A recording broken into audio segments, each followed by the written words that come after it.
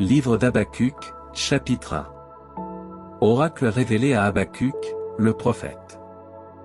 Jusqu'à quand, Seigneur, crierai-je sans que vous m'écoutiez? Jusqu'à quand élèverai-je ma voix vers vous, souffrant violence, sans que vous me sauviez? Pourquoi me montrez-vous l'iniquité et la douleur, me faites-vous voir devant moi la rapine et l'injustice? Si l'on juge d'une affaire, c'est la passion qui l'emporte. Aussi la loi est déchirée, et la justice ne parvient pas à son terme, parce que le méchant prévaut contre le juste, l'on rend des jugements iniques. Jetez les yeux sur les nations, et voyez, soyez surpris et frappés d'étonnement, car il se produira de vos jours une chose que nul ne croira lorsqu'elle sera racontée. Car voici, je vais susciter les Chaldéens, nation cruelle et impétueuse, qui parcourt la surface de la terre, pour s'emparer de demeures qui ne sont point à elle. Elle est effroyable et terrible, d'elle-même viennent son droit et sa puissance. Ses chevaux sont plus légers que les léopards et plus rapides que les loups du soir, ses cavaliers se répandent partout, ils viennent de loin, ils volent comme l'aigle qui fond sur sa proie. Ils viendront tous au butin, leur visage est un vent brûlant, et ils rassembleront les captifs comme le sable.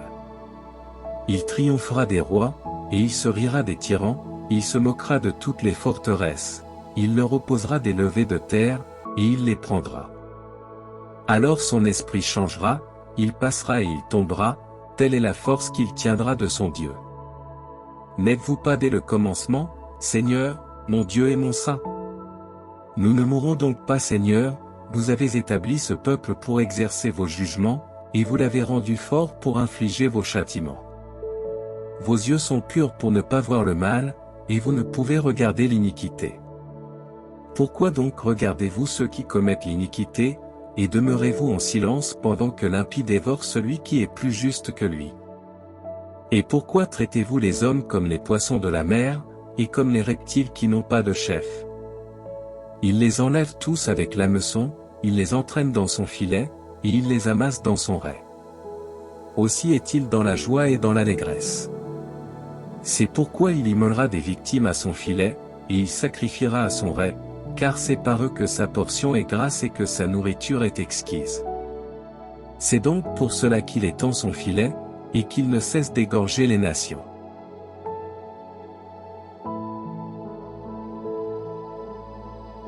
Livre d'Habacuc, chapitre 2.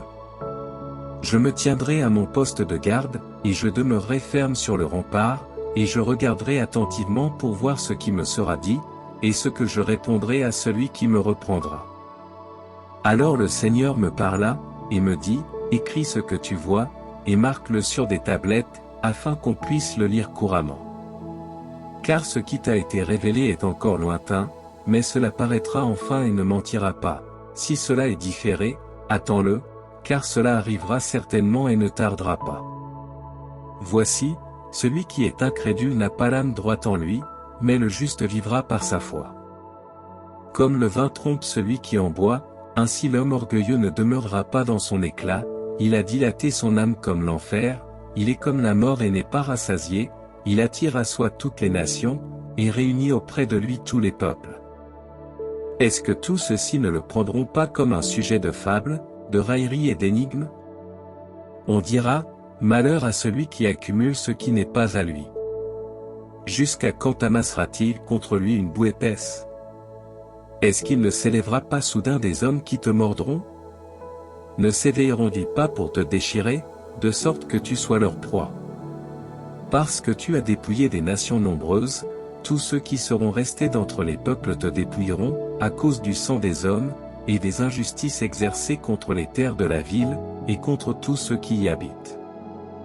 Malheur à celui qui amasse avec une avarice criminelle pour sa maison, et pour mettre son nid dans un lieu élevé, pensant qu'il se garantira de la main du mal. Tu as médité la honte pour ta maison, tu as détruit des peuples nombreux, et ton âme a péché. Car la pierre criera de la muraille, et le bois qui lie la charpente du bâtiment lui répondra. Malheur à celui qui bâtit une ville avec le sang, et qui fonde une ville dans l'iniquité. N'est-ce pas le Seigneur des armées qui fera cela? Les peuples travailleront pour le feu, et les nations pour le néant, et elles seront épuisées. Car la terre sera remplie de la connaissance de la gloire du Seigneur, comme la mer par les eaux qui la couvrent. Malheur à celui qui met du fiel dans le breuvage qu'il donne à son ami, et qui l'enivre pour voir sa nudité.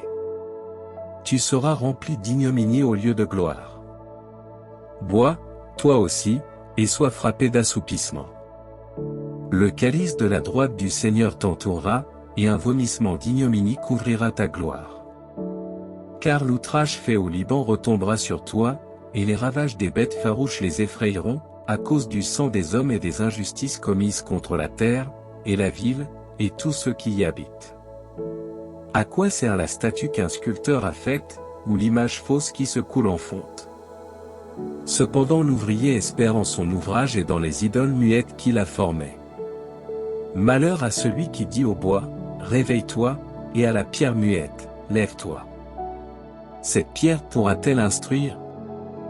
Voici, elle est couverte d'or et d'argent, et il n'y a pas du tout de souffle dans ses entrailles. Mais le Seigneur habite dans son temple saint, que toute la terre se taise devant lui.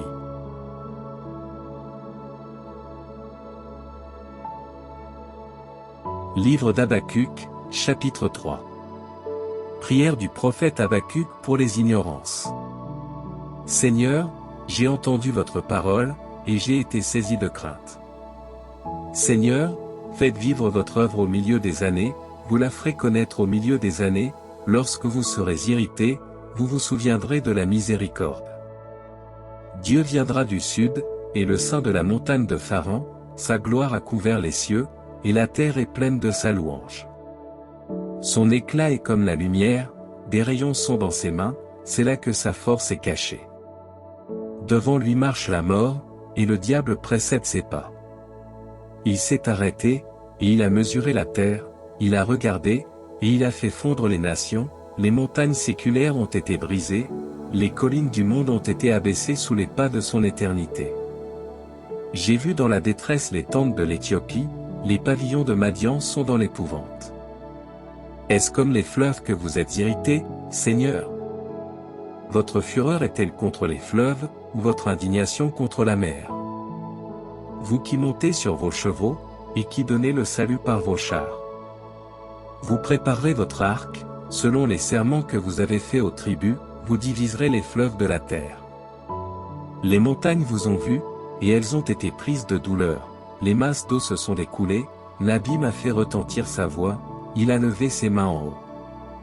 Le soleil et la lune se sont arrêtés dans leur demeure, ils marchent à la lueur de vos flèches, à l'éclat de votre lance foudroyante. Dans votre colère, vous foulerez aux pieds la terre, dans votre fureur, vous épouvanterez les nations. Vous êtes sortis pour le salut de votre peuple, pour le sauver avec votre Christ, vous avez frappé le faîte de la maison de l'impie, vous l'avez ruiné de fond en comble. Vous avez maudit son sceptre et le chef de ses guerriers, qui venaient comme un tourbillon pour me disperser, ils étaient dans l'allégresse, comme celui qui dévore le pauvre en secret. Vous avez fait un chemin à vos chevaux à travers la mer, à travers la boue des grandes eaux. J'ai entendu, et mes entrailles ont été émues, mes lèvres ont tremblé à cette voix. Que la pourriture entre dans mes os, et qu'elle me consume au-dedans de moi, afin que je sois en repos au jour de l'affliction, et que je me joigne à notre peuple prêt à marcher avec vous. Car le figuier ne fleurira point, et les vignes ne pousseront pas, le fruit de l'olivier mentira, et les champs ne donneront pas de nourriture, les brebis seront enlevées aux bergeries, et il n'y aura plus de bœufs dans les étables. Mais moi je me réjouirai dans le Seigneur, et je tressaillirai d'allégresse en Dieu mon Sauveur. Le Seigneur Dieu est ma force, et il rendra mes pieds comme ceux des cerfs, et vainqueur, il me ramènera sur mes montagnes, pour lui chanter des psaumes.